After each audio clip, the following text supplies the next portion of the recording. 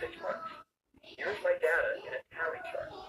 Remember, data is the information collected in an investigation. At the end of 6 months, I can add my data to a line graph to show how the number of apple rankings changed over time. After I add labels to the side and the bottom, I can begin to plot the data. When you plot, put the data in the right spots on the graph, like this.